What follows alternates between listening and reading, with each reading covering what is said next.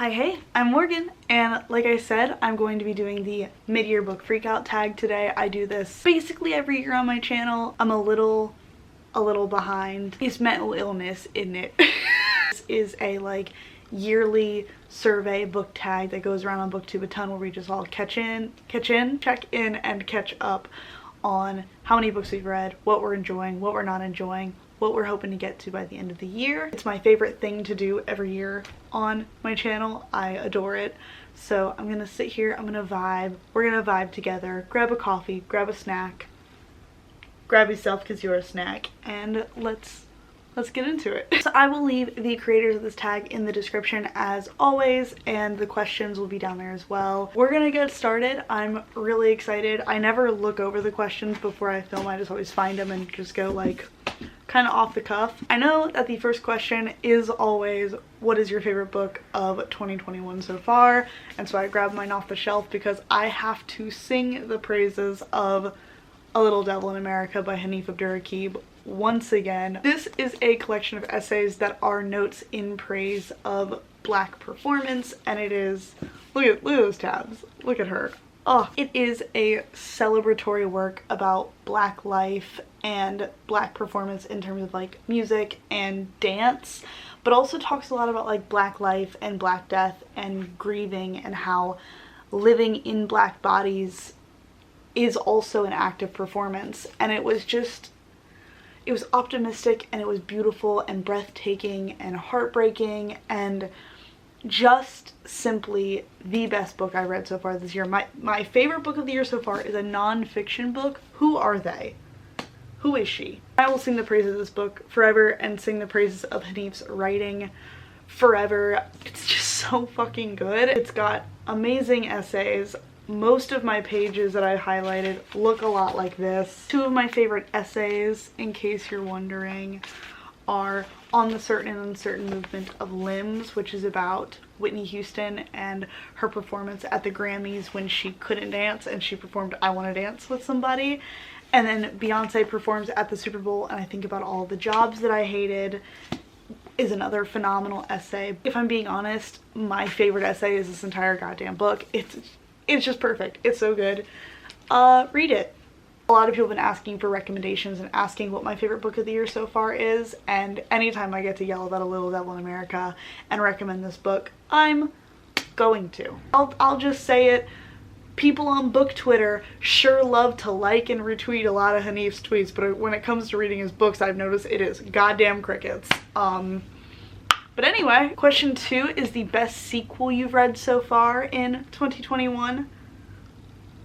Have I read any sequels? Oh, duh. For a second, I really thought that the only sequel I'd read were graphic novels, which is fine. There's nothing wrong with graphic novels. Hello, Monster Mash. But then I remembered that I read Across the Green Grass Fields by Seanan McGuire, the 6th book in the Wayward Children series. Loved it. I also, this year, got a Wayward Children inspired tattoo.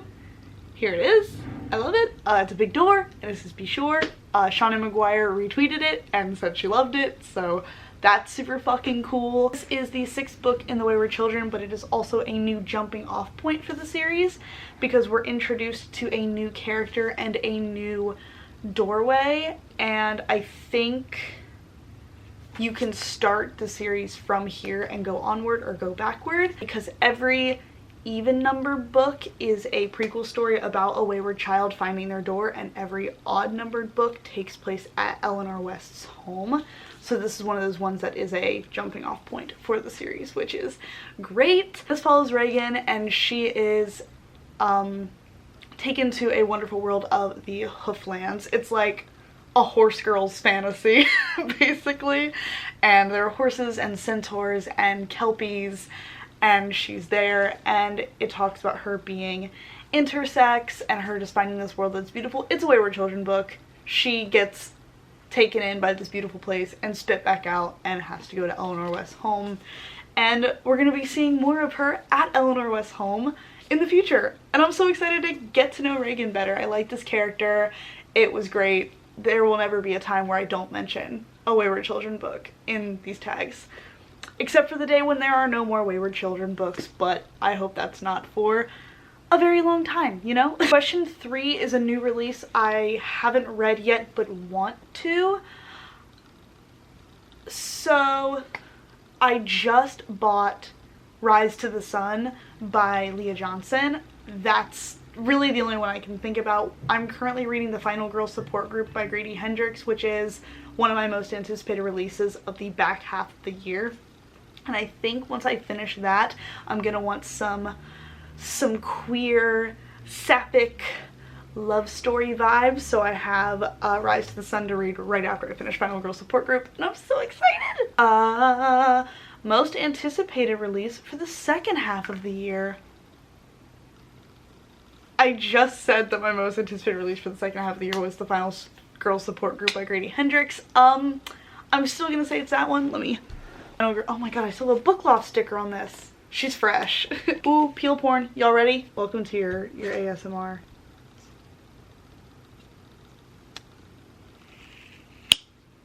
Oh, so clean. Focus on me. Hello. I am currently 104 pages into The Final Girl Support Group. This is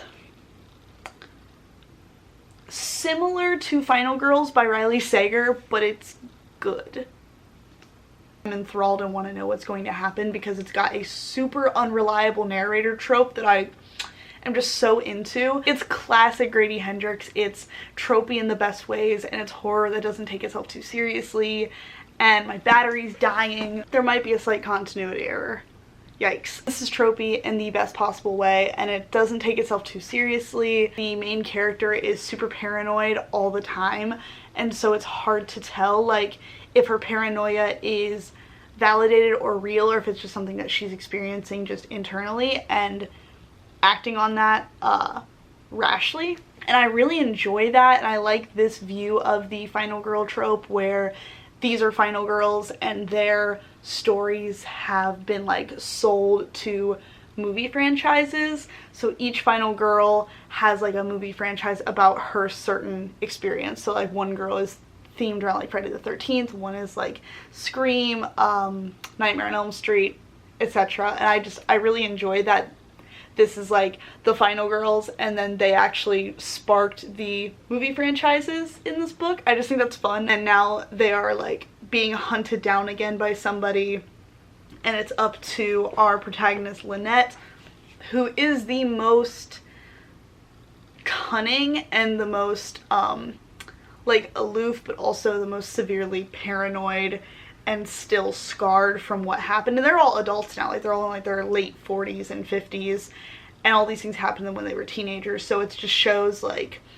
what happens to the final girl after the credits roll, you know what I mean? It's just, oh, it's a treat. I love Grady Hendrix. He has solidified himself as one of my favorite authors of all time. Just so good, just so good. That's the new release that I've been looking forward to the most. Number 5 is Biggest Disappointment, and I always view this as like a book that I was amped up for but just fell kind of flat for me, not like the worst book I read this year. And the book that like first comes to mind when I think of the biggest disappointment for me would definitely be Game Changer. I almost called it Mind Changer. Game Changer by Neil Shusterman. Last year I was really riding the high of finishing the Scythe series because that was like one of my favorite things I read last year. Definitely my favorite trilogy of all time. Just so good, wrapped up beautifully. Like I bawled my eyes out the last like half of the book. It was excellent. So I was really excited to read something new by Neil Shusterman, and I've heard that Scythe is his magnum opus of sorts. Like, I haven't read any of his older stuff. Like I haven't read Challenger Deep or Unwound or the Skinjacker, Skinwalker series. I haven't read any of those. I just read Scythe, and then I read Game Changer, and I just couldn't connect to the character because the character lacked empathy for things unless he experienced them outright. And it was just super weird for him to be like, whoa, racism exists? I had no idea racism existed until I got thrown into a world where segregation is a thing. Or like, whoa, women go through these horrible things? I had no idea women had troubles and struggles until I became a woman. and it's like, oh my god, queer people get ostracized and treated horribly. Had no idea until I was gay. It's hard for me to read about someone who can't care about people or can't understand people's struggles unless he is that. It could be viewed as like a commentary for how people tend to not give a shit about like Black Lives Matter because they aren't black, or how like white readers will read books about black characters and be like, oh, I didn't like it because I couldn't relate to the characters.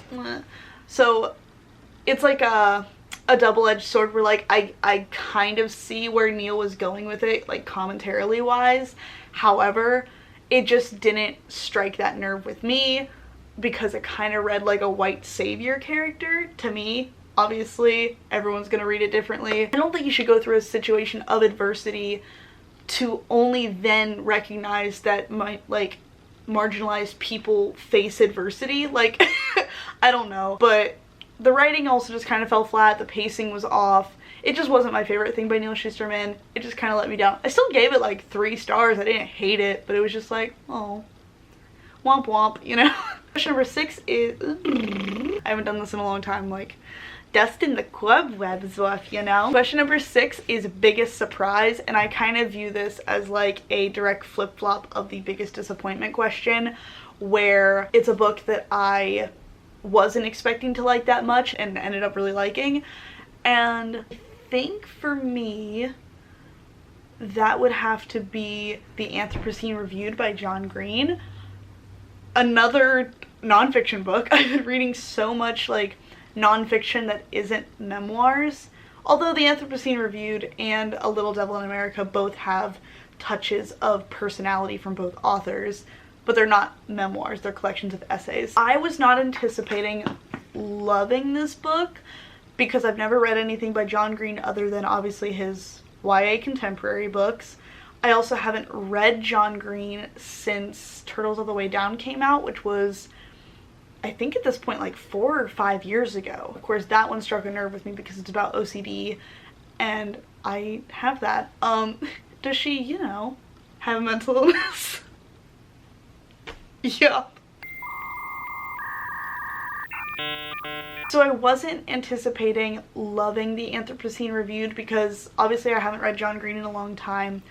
I've grown so much as a reader between 5 years ago and now, and as a person. However, I do still like shamelessly enjoy John Green books, and I loved them at the time when I was a pretentious teenager, like reading about pretentious teenagers. Love that. I did not know how I was going to take in this book because I have not read anything by John Green outside of YA contemporary. I haven't listened to the podcast that this is revolved around, and I just didn't know. I was like, man, I haven't read John Green anything in a long time. I got the audiobook on Libro FM and gave it 5 stars. Like, it is a phenomenal read. It's really optimistic. Like, it's got this beautiful touch of seeing the beauty in otherwise ugly circumstances, which is just describes John Green as a person, I feel. If you haven't heard about it, it's a collection of essays where John Green is just basically reviewing life, like from Canadian Geese to fucking Diet Dr. Pepper, reviews, like reviewing things, and it's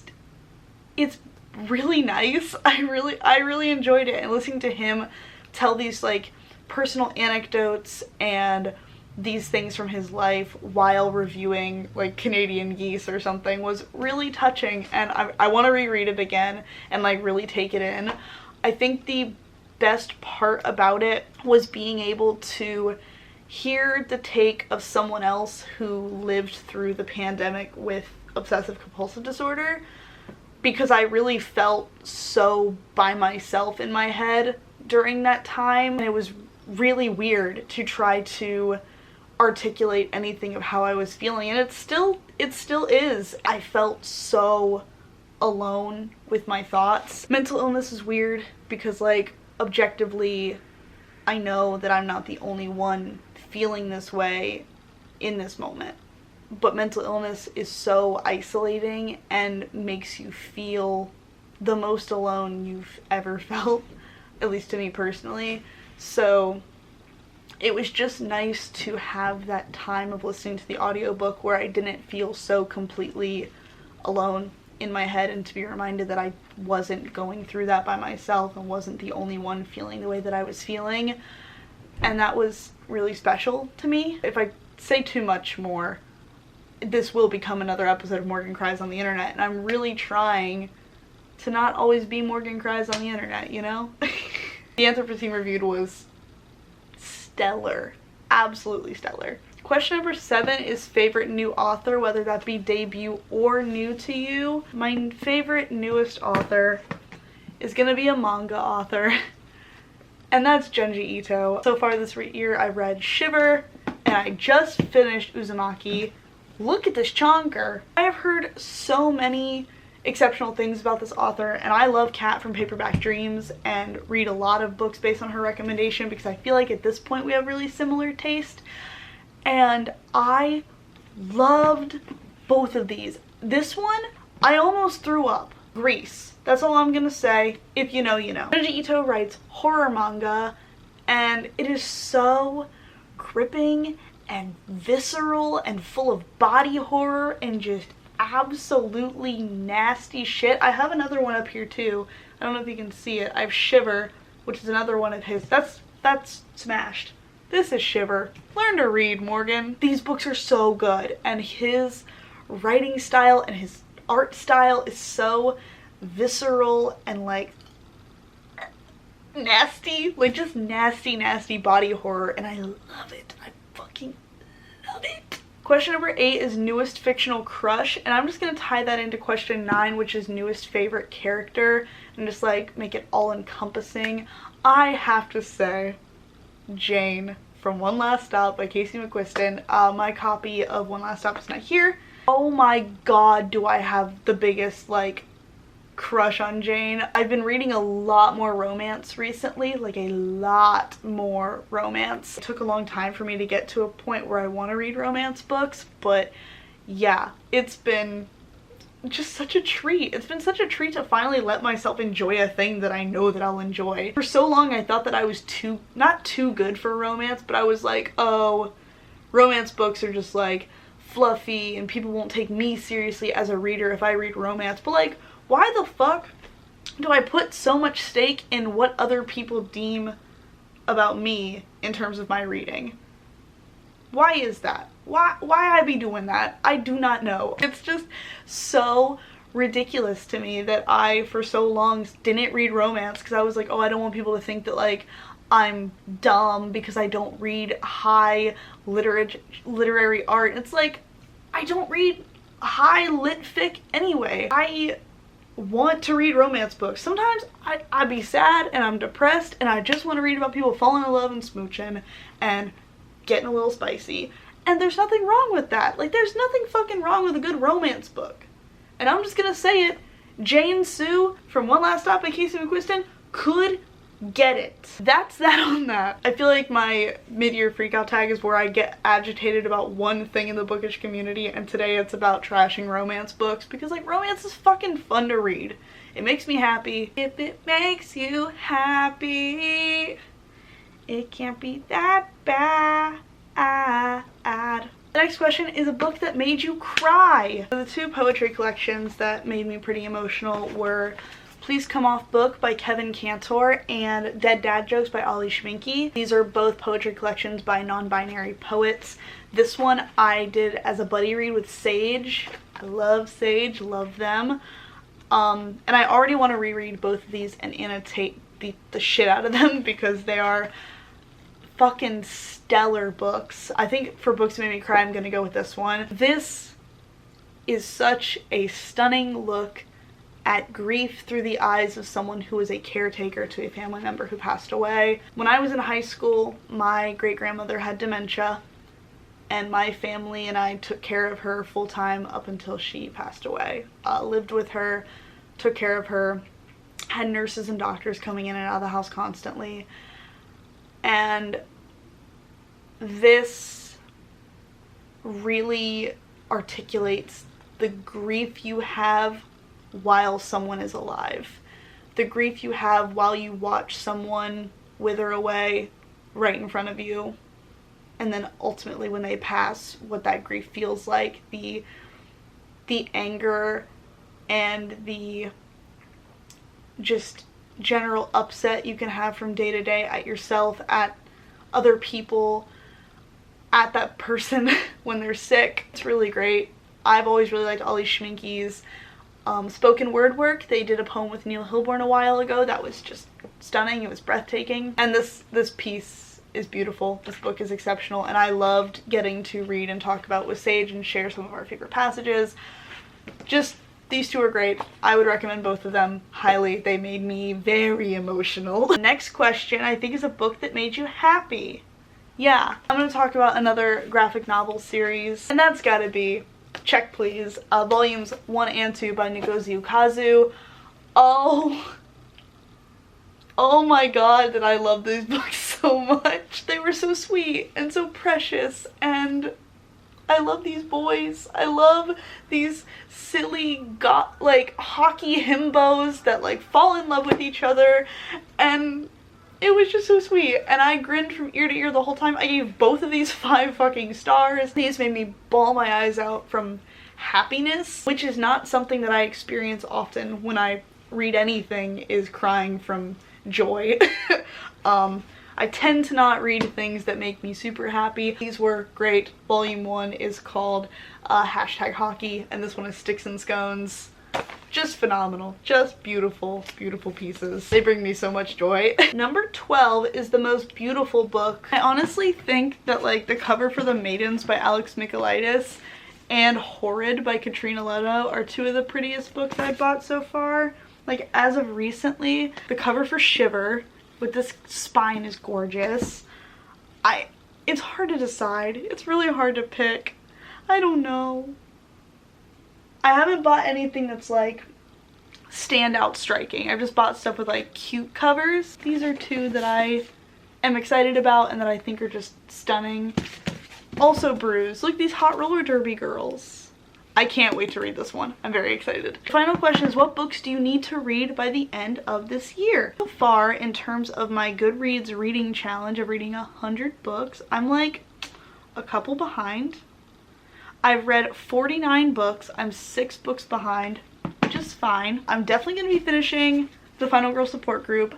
I need to read Mr. Impossible. I am planning, and by planning I mean I'm currently doing a Raven Cycle reread right now. So I'm going to reread the entire Raven Cycle and reread Call Down the Hawk and then read Mr. Impossible. And I'm hoping to time it all out with my Raven Cycle tattoo appointment that I have in October. That's 6 books right there that I'm going to be reading. I desperately need to read Go Ahead in the Rain, which is, I believe, this, and then I need to finish They Can't Kill Us Until They Kill Us. I've been taking my time with that one.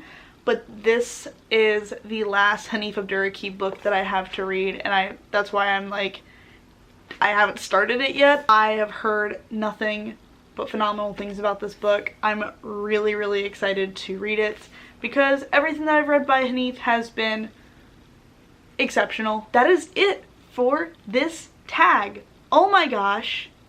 I haven't filmed a video in so long. And I always do this where like I stop filming just long enough to forget how to talk to a camera for an exceptional period of time, and then I'm like, you know, all over the place. I've had so much fun. I hope you've had a good time watching. So ecstatic to be back to making videos and feeling good enough to make videos, and yeah, I think I'm going to attempt to have uploads up every Monday and Friday, including like some weekly reading vlogs thrown in there every so often. But if you like this video, you're more than welcome to leave it a thumbs up if you feel so inclined. Let me know if you're doing this tag. It is my favorite thing to watch once it circulates BookTube every year. I literally put all of them in my watch later and watch through all of them. So if you do this tag, please let me know so I can check you out. If you want to see more of my content and more of my mug, you're more than welcome to subscribe. Like I said, I'm going to try to get back into an upload schedule of Mondays and Fridays, if not always Mondays. But yeah, I'm ecstatic, sorry. My name is Morgan. This is MorgyyReads. I hope you have a wonderful, phenomenal, beautiful rest of your day, and as always, happy reading. Okay, bye!